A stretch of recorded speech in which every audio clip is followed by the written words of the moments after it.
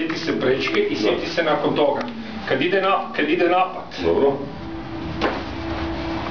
Da. Ali kako to napravimo u komadu? Da. Prelazom, ne?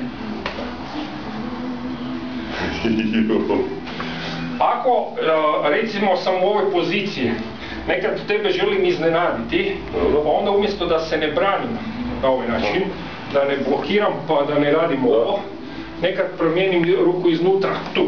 Da. Ovo isto dobro je. Gledaj, od tuda. Da. Ide unutra. Lagano. Noge trebaš dimiti, ne? Znači, kad ideš hop, skroz uđem unutra. Jer na taj način uđem ispod ruke, tu. Da. Ako ovo napraviš, ne, lagano. Ako ovo napraviš, onda... Ili vrtić. Ne, udarac da prođeš dalje. Da. Ovo je dobro, ovo je. Sve, kombinacije. To je kombinacija za izbaciti iz ravnoteže. Aha, znači ovo je baš... Ako...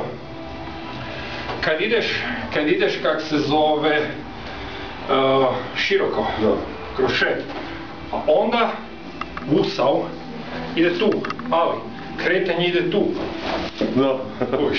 I sad, nekad napraviš tu. Da. Od ispod. Hop. Da, ovo su jebene ove. Uđeš u kosu. Da, ja se ni ne mogu ni branit, ne? Kada da napravim, da nema šanse. Uđeš u kosu, jer to i pa čem nije puno razlika. Gledaj, ne možeš ostati tu kad ti radiš, ne mogu ostati tu, jer ćeš me zapitati. Da, ide ovo, da. Nego idem tu, od tebe. Da, ne mogu ni stići. Pa da, daj udarac ima. I u kosu. Da. Ovi su mi dobri, jebote. Znači kad ideš udarac, ne? Ovo, da, isto možeš. Samo treba malo dublje. Široko, ali ti uđi u kosu. Znači uđi tu na ruku, uđi tak na ruku i tu uđi unutra. Da. Aha. Znači kad ideš ovdje, tu? Ne, da. Jer zašto? Gledaj, kada radim krošet. Moraš ulaziti na krošet. Da. Ne mogu uložiti ruku. Radiš ovo, tu. Dva su razloga zašto radiš prvo ovo. Još nismo ovo, hoćeš udariti. Kontrola prvo. Prva stvar kontrole, gledaj, uopće nije bitno još jedan put. Hop, tu.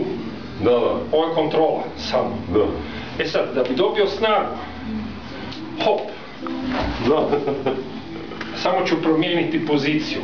A dobro, ako neko ima jaki udarac. Da. Ako neko znaš ono koji je živina ono je. Gledaj, ako je baka kuž, ti kad ulaziš, ti ulaziš tu na ruku.